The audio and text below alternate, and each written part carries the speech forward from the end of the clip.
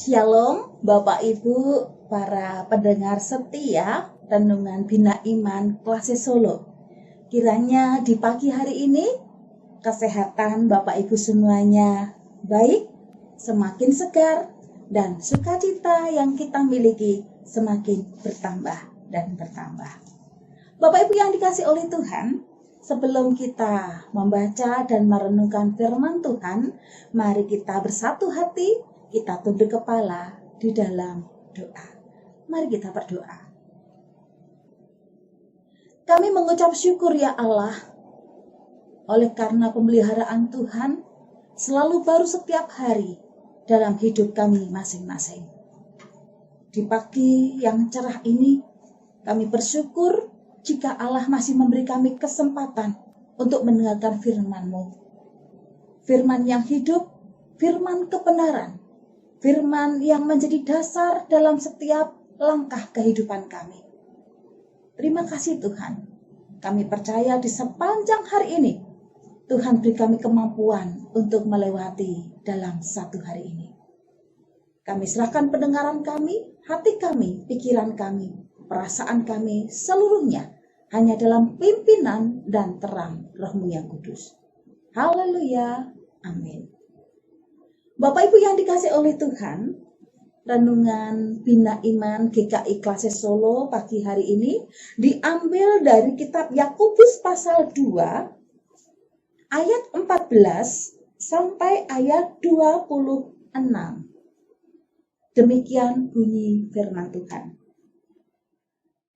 Apakah gunanya, saudara-saudaraku, jika seorang mengatakan bahwa ia mempunyai iman, padahal ia tidak mempunyai perbuatan? Dapatkah iman itu menyelamatkan dia? Jika seorang saudara atau saudari tidak mempunyai pakaian dan kekurangan makanan sehari-hari, dan seorang dari antara kamu berkata, "Selamat jalan, kenakanlah kain panas dan makanlah sampai kenyang," tetapi ia tidak memberikan kepadanya apa yang perlu bagi tubuhnya, apakah gunanya itu? Demikian juga halnya dengan iman. Jika iman itu tidak disertai perbuatan, maka iman itu pada hakikatnya adalah mati. Tetapi mungkin ada orang berkata, "Padamu ada iman, dan padaku ada perbuatan."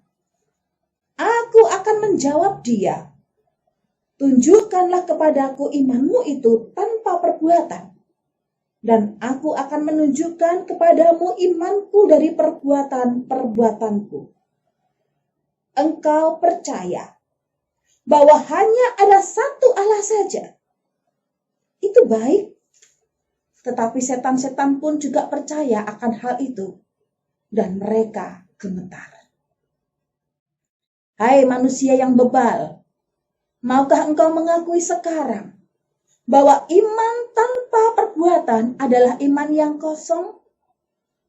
Bukankah Abraham, bapa kita, dibenarkan karena perbuatan-perbuatannya ketika ia mempersembahkan Ishak, anaknya, di atas mezbah? Kamu lihat bahwa iman bekerja sama dengan perbuatan-perbuatan, dan oleh perbuatan-perbuatan itu iman menjadi sempurna. Dengan jalan demikian, genaplah nas yang mengatakan, "Lalu percayalah Abraham kepada Allah, maka Allah memperhitungkan hal itu kepadanya sebagai kebenaran." Karena itu Abraham disebut sahabat Allah. Jadi kamu lihat bahwa manusia dibenarkan karena perbuatan-perbuatannya, dan bukan hanya karena iman. Dan bukanlah demikian juga Rahab, pelacur itu, dibenarkan karena perbuatan-perbuatannya ketika ia menyembunyikan orang-orang yang disuruh itu di dalam rumahnya, lalu menolong mereka lolos melalui jalan yang lain. Sebab seperti tubuh tanpa roh adalah mati, demikian jugalah iman tanpa perbuatan-perbuatan adalah mati. Amin. Demikianlah bacaan firman Tuhan. Berbahagia setiap kita yang mendengar firman Tuhan dan mengerjakannya dalam hidup sehari-hari. Amin. Bapak Ibu yang dikasih oleh Tuhan, tema dalam renungan Bina Iman Klasis pagi hari ini adalah iman tanpa perbuatan adalah mati. Kita seringkali mendengar, mengucapkan, menyanyikan yang berkaitan dengan iman. Namun, tidak semua apa yang kita ucapkan, apa yang kita hafalkan, apa yang kita lakukan, itu mendatangkan sesuatu yang membangun hidup kita kalau tidak disertai dengan perbuatan berdasarkan keyakinannya. Iman, kita semua tahu artinya, yaitu kepercayaan. Percaya. Namun apa artinya sebuah percaya jikalau tidak disertai perbuatan-perbuatan? Mati itu artinya tidak bergerak, tidak mampu menghasilkan pertumbuhan, apalagi sampai menghasilkan buah.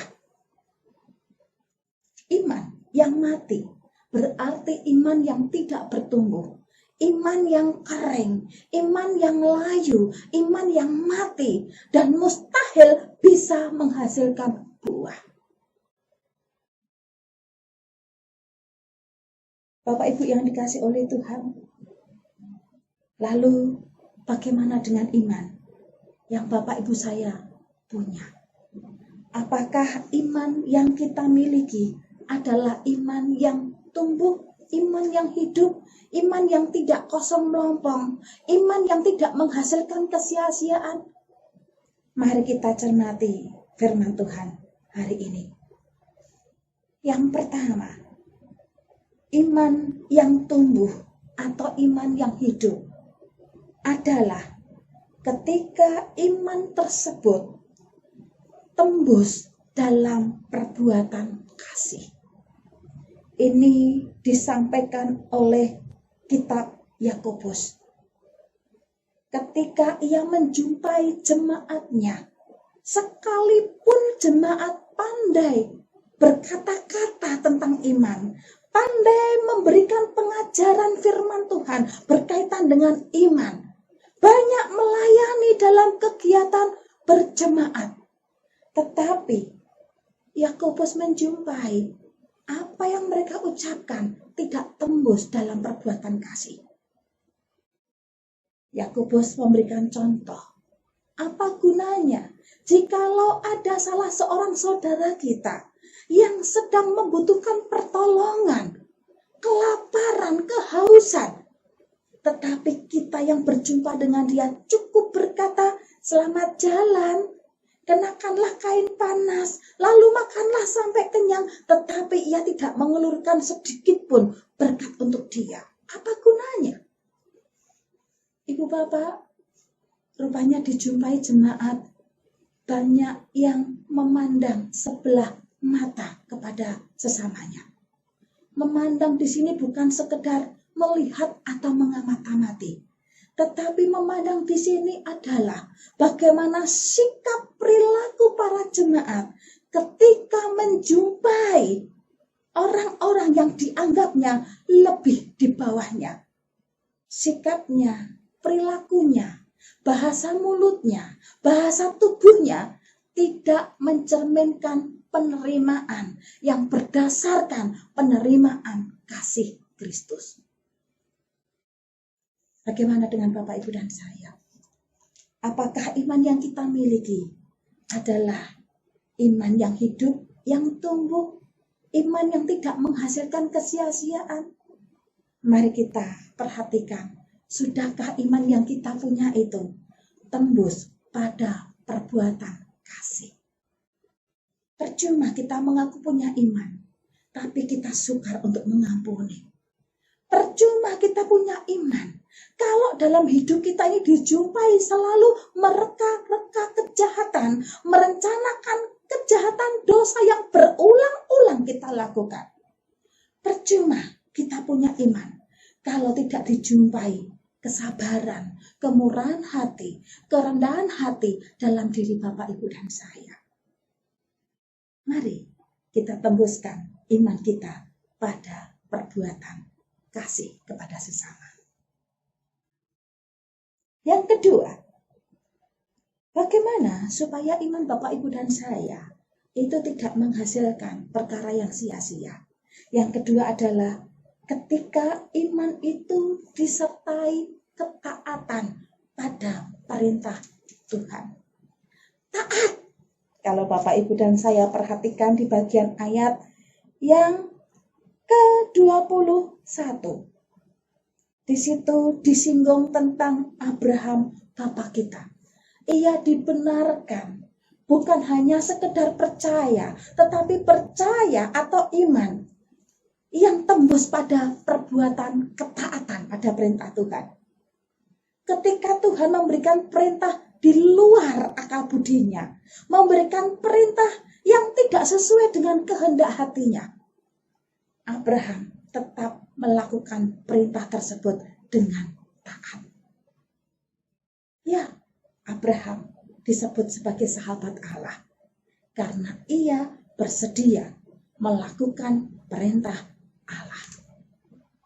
Ibu bapak yang dikasih oleh Tuhan, kita pun juga bisa disebut sebagai sahabat Allah ketika Bapak, Ibu, dan saya memiliki iman yang disertai ketaatan pada firman Tuhan. Bagaimana mungkin Bapak, Ibu, dan saya bisa dikatakan taat pada firman Tuhan sementara kita nggak mengerti firman Tuhan? Bagaimana mungkin Bapak, Ibu, dan saya mengerti akan firman Tuhan kalau kita tidak pernah mendengarkan firman Tuhan, baik dalam ibadah atau dalam persekutuan atau dalam kegiatan apa saja? Bagaimana mungkin Bapak, Ibu, dan saya paham akan firman Tuhan kalau membaca saja kita tidak pernah meluangkan waktu untuk membuka Alkitab kita? Mari kita awali dengan taat membuka Alkitab setiap hari. Kita awali dengan tekun mendengar firman Tuhan. Kita awali dengan belajar akan firman Tuhan. Mohon pimpinan Roh Kudus menolong akal budi kita supaya kita dituntun untuk mengerti akan arti firman Tuhan. Kalau kita sudah mengerti, mari kita belajar mengerjakannya baik dalam perkataan kita, dalam perilaku kita, atau dalam perbuatan hidup kita. Lalu yang ketiga, bagaimana caranya supaya iman Bapak, Ibu, dan saya itu tidak menghasilkan perkara sia-sia atau tidak mati? Yang ketiga, di sini ada seorang yang bernama Rahab.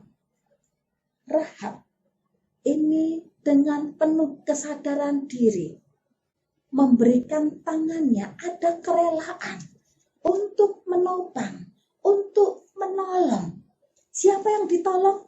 Para pengintai tersebut. Banyak orang yang bertanya, bukankah Rahab ini profesinya sebagai seorang pelacur? Apakah dia termasuk orang yang beriman kepada Bapa di surga? Ya, Rahab termasuk orang yang beriman kepada Bapa di surga. Meskipun ia dijuluki sebagai seorang pelacur. Kalau Bapak, Ibu, dan saya perhatikan dalam kitab Yosua, di situ dikisahkan bahwa Rahab ini mengakui bahwa Allahmu, yaitu Allah bangsa Israel, adalah Allah pencipta langit dan bumi. Artinya apa Bapak Ibu yang dikasih oleh Tuhan? Yosua pasal 2 ayat 9 sampai 11. Rahel membuat satu pengakuan yang bukan hanya berhenti di mulutnya, tetapi pengakuan itu tembus dalam hatinya, lalu dia merealisasikan pengakuan itu dalam perbuatannya yang rela menolong para pengintai tersebut. Rahab dihargai oleh Tuhan. Karena apa? ia mengerjakan iman itu menjadi iman yang hidup. Artinya apa? Rahab penuh kerelaan ketika ia mengulurkan tangannya menolong tanpa memandang muka. Ibu bapak, bapak ibu dan saya, bukankah memiliki kepribadian yang mungkin masyarakat menganggap kita orang baik? Mungkin kita nggak disebut sebagai, maaf, sekasar julukan seorang Rahab, perempuan pelacur. Tapi lihat, dari julukan yang kasar, dianggap sebagai sampah masyarakat. Tetapi ketika Rahab mengerjakan iman yang ia miliki sekecil apapun, tapi dia kerjakan dengan penuh kerelaan tanpa memandang muka, namanya dicatat oleh Alkitab sebagai pribadi yang dihargai Allah untuk menerima keselamatan. Dan seluruh seisi keluarganya diselamatkan oleh Tuhan. Ibu bapak, iman tanpa perbuatan adalah mati. Jangan sampai akhir hidup kita berakhir dengan sia-sia. Seperti yang ada dalam tayangan video singkat ini.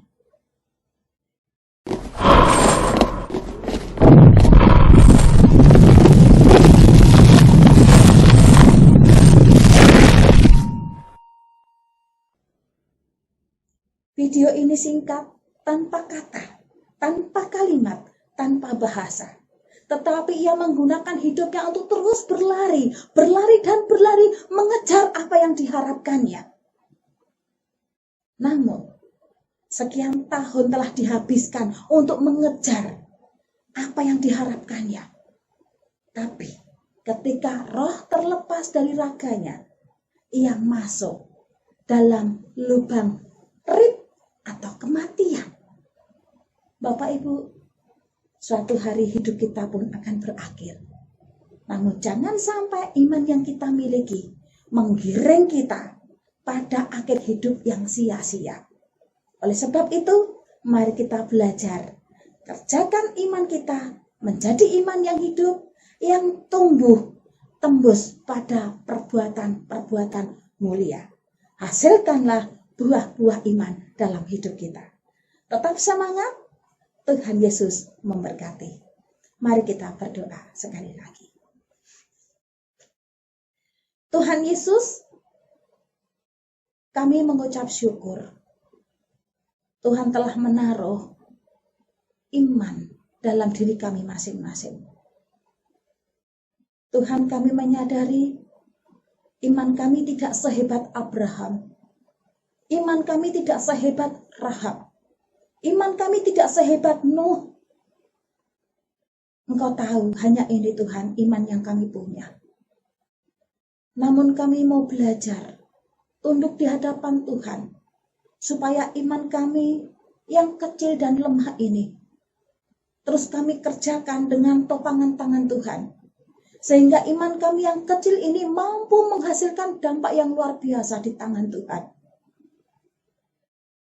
Tuhan, kami berdoa bagi Bapak Ibu yang sudah setia mendengarkan berita firman Tuhan, Renungan Bina Iman Kasih Solo. Kiranya Tuhan beri kekuatan bagi setiap yang lemah. Yang sakit Tuhan sembuhkan, yang susah Tuhan hiburkan.